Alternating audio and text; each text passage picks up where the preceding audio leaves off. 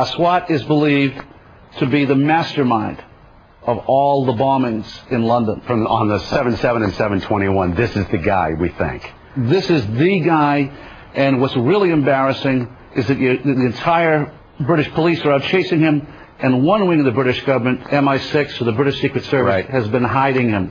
And this has been a real source of contention between CIA, Hold on, John. Justice Department, and Britain. MI6 has been hiding him. Are you saying that he has been working for them?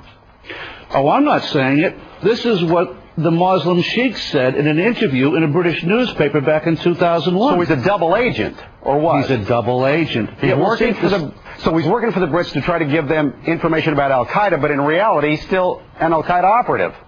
Yeah. The CIA and the Israelis all accused MI6 of letting all these terrorists live in London, not because they were getting Al-Qaeda information, but for appeasement.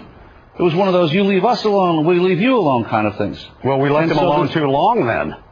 Absolutely. Now, we knew about this guy Aswat. Back in 1999, he came to America.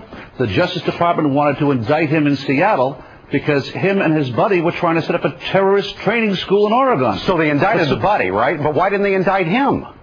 Well, it comes out, we've just learned that the headquarters of the U.S. Justice Department ordered the Seattle prosecutors not to touch Aswat. Hello. Now, hold on. Why? And well, apparently Aswat was working for British intelligence. Now, Aswat's boss, the one-armed Captain Hook, he gets indicted 2 years later. So the guy above him and below him get indicted, but not Aswat.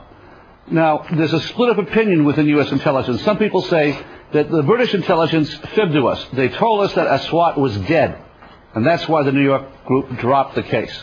That's not what most of the Justice Department thinks. They think that it was just, again, covering up for this very publicly affiliated guy with Al Mujarrab. He was a British intelligence plant. So all of a sudden, he disappears. He's in South Africa. We think he's dead. We don't know he's down there. Last month, the South African Secret Service come across the guy. Yeah, now the CIA says, oh, he's alive. Our CIA says, okay, let's arrest him. But the Brits say no again? The Brits say no. Now, at this point, 2 weeks ago, the Brits know that the CIA wants to get a hold of Haroon. So what happens? He takes off again.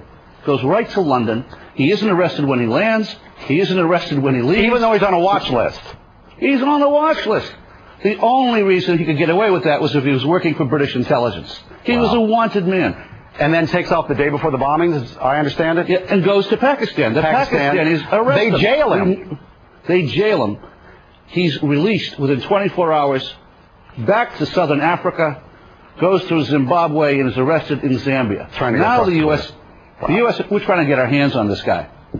John, hang around. I have so many questions now. Oh, this is a bad one.